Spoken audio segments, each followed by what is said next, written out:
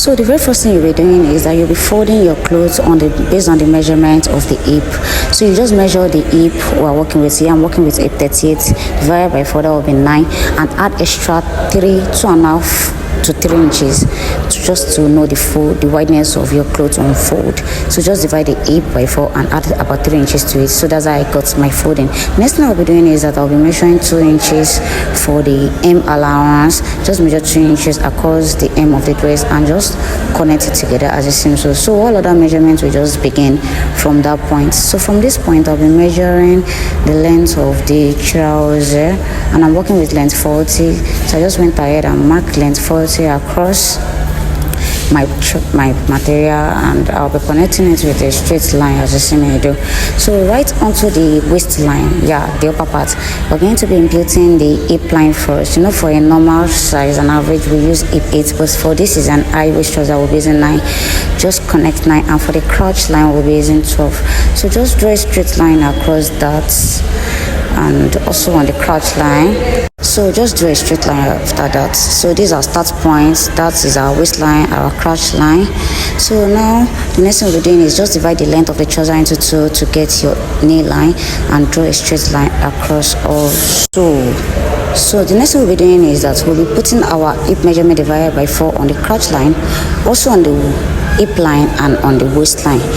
And after we're done doing that, we're just going to go ahead and connect it with a straight line as you see me do. Connect it with a straight line. Then the next thing you're going to be doing is you will divide that hip line divided by 4, just from that point to that point, divided by 4. Whatever thing you get, just extend it on your crotch line like this as you see me do, and use it to create your crotch curve. Just extend it and create your crotch curve. The next thing you'll be doing is from the crotch line, come down by 5 inches as your thigh line and draw a straight line across it. And then next thing you'll be doing is you'll be putting in your thigh measurements divided by 2, your thigh divided by 2, and just connect it to meet that point. And do the same thing on your hem line, your thigh divided by 2 to determine the wideness of it, and go ahead and cut. Also while cutting, don't forget to split the folded part. Don't forget we folded it. So now we'll be working on the back panel.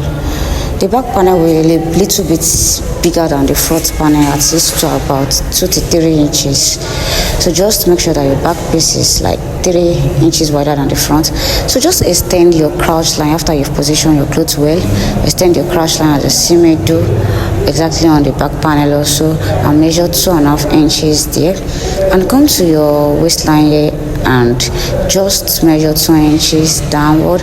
And as you are heading towards the crotch line, just turn it to 2/4 so you'll be able to shape easily, and measure 2 inches downward. Also, you know that it has to be a little bigger than the front. Just connect it. If you get that evening, just go ahead and cut it out. So after cutting, also don't forget to slit your side open as you see me do. Make sure you slit it open. So let's dive right into the sewing part. So you pick the front piece first, the front side facing each other, and you go ahead and sew it as you see me do. You do that for the back also. So as you can see guys, I've gone ahead to join it. As you can see, I've joined the front. I also interlocked it. If you want to, you can do that, and also join the back. So the next thing I'll be doing right now is I'll be joining them side to side. You say that the front is smaller to the back, it's normal. So join one side to the very end. Then when you are joining the other side, at the upper part, you are going to leave some space open. As you see me do, I'm not going to join it to the extreme start at the waistline.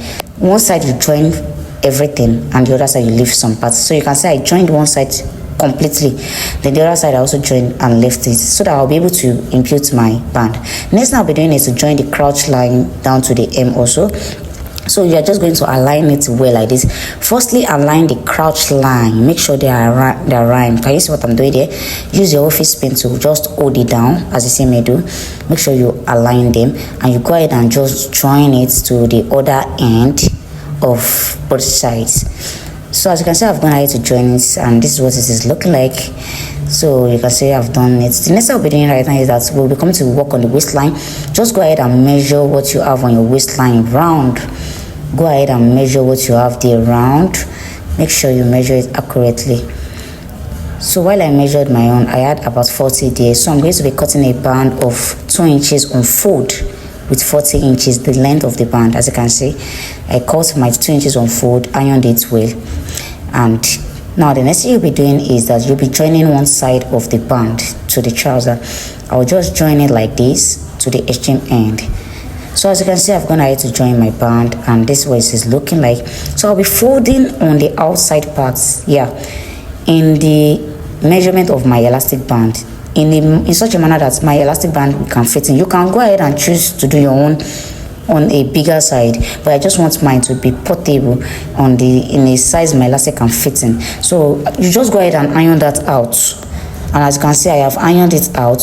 Let me show you. You can see my elastic can sit perfectly in it. I have the excess folding on the wrong side. So the next thing I'll be doing is that side I left open up to the band I just had, I'm going to be closing it up. I've gone ahead to close it up, and as you can see, I also fixed my eyelets. If you want that on the center of the front, I did that. So just position your trouser back into position the way you ironed it out for the band. And what you are going to be doing, you are going to be flipping it in the way I'm doing exactly, just for you to be able to run a stitch on it. Go ahead and iron press it also in that manner, so that it will be convenient for you. Just fold it in like that on the wrong side. That is the excess of that's the essence of the excess we left there. So just iron. So go ahead and run a stitch on the right side and leave some space open for putting your elastic band. Run a stitch on the right side. So as you can see, I've gone ahead to run my stitch, and you can see it's looking very neat. I also left some place open where I'm going to pass my band exactly, so we'll be able to pass our band. Make sure it is neat. So the next thing I'll be doing is I'll just be passing my band, and I'll be showing you what it's looking like. It's very neat actually. And also, do not forget to come to your hem and fold in the extra 2 inches allowance we added. Just fold it in and run a stitch over it. Do not forget that. Very important. So this is me putting my band. Go ahead, cut it off, run a stitch over it, and just release it into the distance. And make sure you close up the part we left open. And that has practically brought us to the end of this class. Please do it to like this video, subscribe, please share. Thank you.